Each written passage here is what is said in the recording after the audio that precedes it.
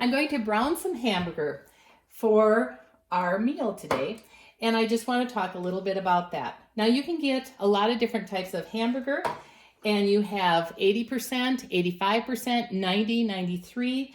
What you want to have is some lean ground beef. Ground beef means it comes from all over the calf as far as the different meat that they grind together. If you had ground round, it came specifically from the round of the calf. You see the price? This today, what I have is 1.5 pounds in this bag, and it was $3.49 a pound. The total cost of 1.5 pounds was $5.37. We get it from the locker, which is Ellsworth Locker, and so they grind their own, and that's how they label their meat. We'll take the hamburger and we'll put it into the pan to start browning it, turning on a flame below it. Whenever you are browning something or cooking something, you want to make sure that you use the burner size that matches the pan. I have a larger pan here, so I can use my larger burner.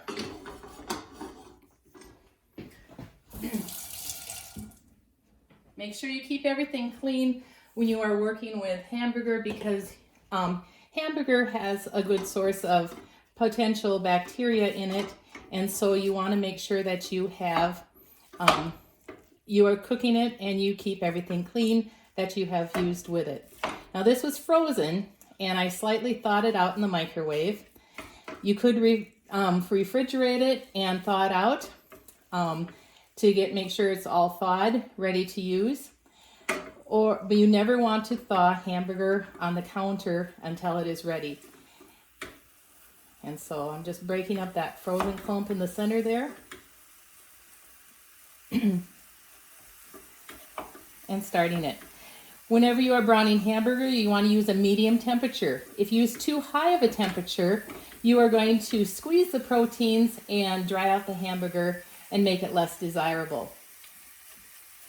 Now, a lot of times you're going to have to drain the fat off the hamburger, but as you're going to see, there isn't a lot of fat that accumulates with the grind that Ellsworth does, and so I don't have to worry a lot about draining off the fat when I am frying the hamburger. These are a handy tool to help brown your hamburger, and so I like to keep those on hand. The next thing I'm going to do is I want to put an onion into my hamburger. You want to make sure that you get the onion skins off. This you cannot bite through with your human teeth, and it's very undesirable if you get just a little piece of that into your hamburger. So what I'm going to do is I'm going to cut this onion. First, what I do is I cut off the top end, and then I look and see what kind of onion I have. I want to peel a little bit more off of here. I don't like the looks of that outer skin there yet, so I'm peeling that away. Now, a lot of people don't like to cut onions because it makes their eyes water.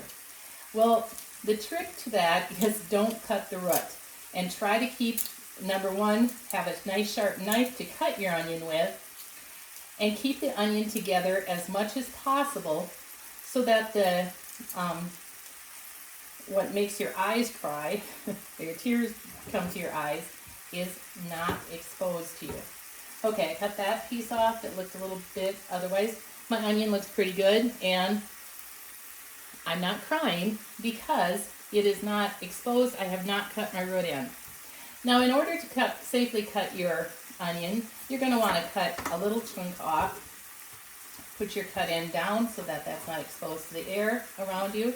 You can dice this up. I'm going to do a small dice on my onion to put it into my meat.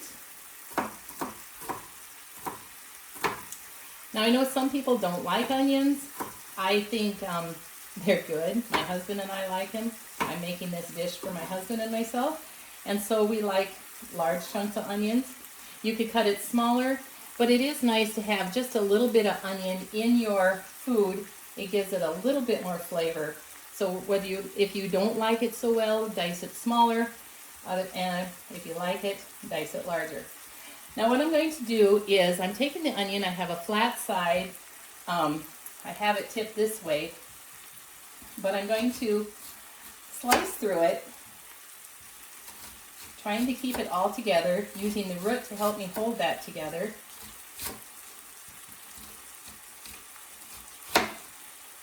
And I'm slicing straight down using my French knife, holding it with the 2 fingers around here, wrapping my fingers like this. That giving it plenty of control.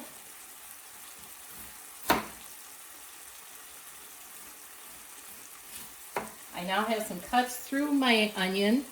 I'm going to make a few horizontal cuts.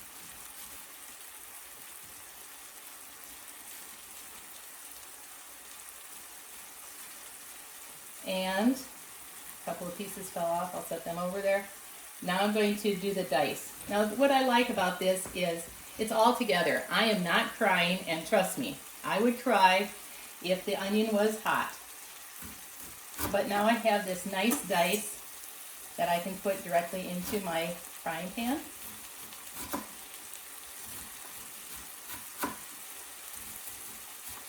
If I wanted it smaller, I can run my French knife through it again, or make smaller cuts in the first place. But this is about how I want to have it for my hamburger today, this particular dish that I'm doing.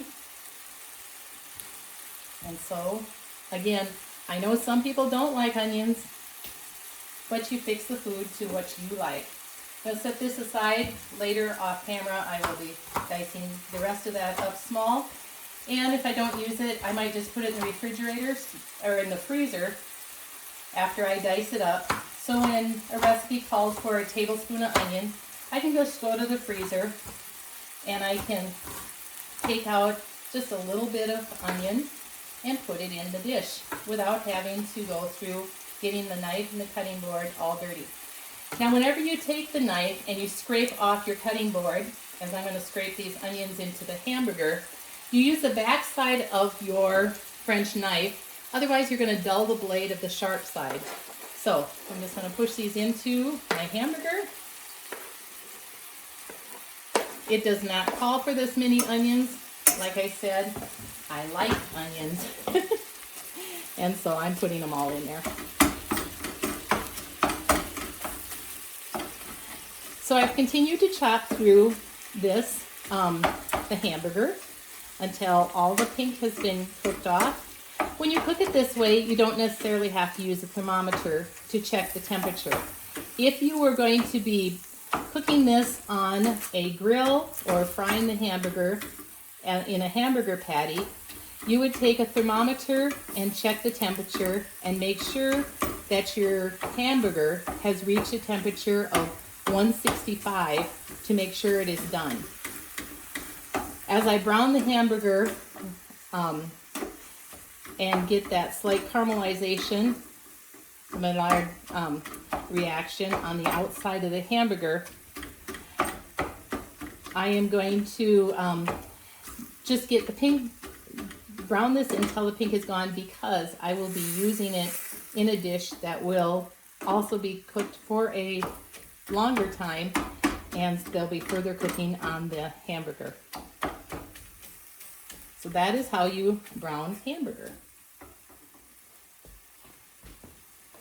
Now I want to add a white sauce to my hamburger. So you see my hamburger's browned, my onions have softened, and I'm ready for the next step. So what I might do, there's a little bit of fat on the hamburger. I might take a little bit of flour or cornstarch if you have trouble with gluten. So I'm just putting that little bit of flour on there to absorb up some of that fat, because there isn't a lot. And then what I might do is add a little bit of milk so that I can make a little bit of a sauce on there. Now if you don't want to do that, or you like the flavor, another thing that you can do with this dish is add a can of some sort of cream soup. Some people like cream of mushroom, cream of chicken, cream of celery. I am using cream of celery here.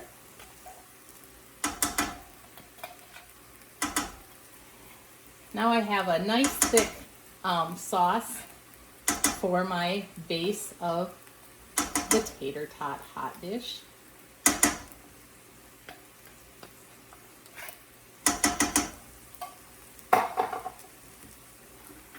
And I will toss that with the meat. Now you put in a vegetable. Sometimes you can put in some green beans from your garden. We raise our own corn on the cob, and so I have some cut corn off of the cob that I had put into the freezer, and so I'm going to add that to the tater tot hot dish.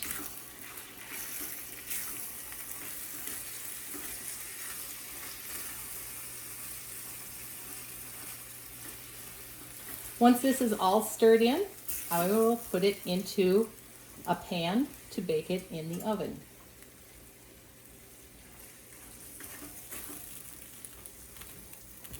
The next step of the tater tot hot dish is to layer. I sprinkled a little bit of cheese. I seasoned it with salt and pepper. And now I am placing the tater tots in rows on top of the tater tot hot dish. In Minnesota, we call it a hot dish. Tater tot hot dish originated in Minnesota, and so it's called the official Minnesota hot dish, tater tot hot dish. After I put the tater tots on, I'll put this in the oven to bake.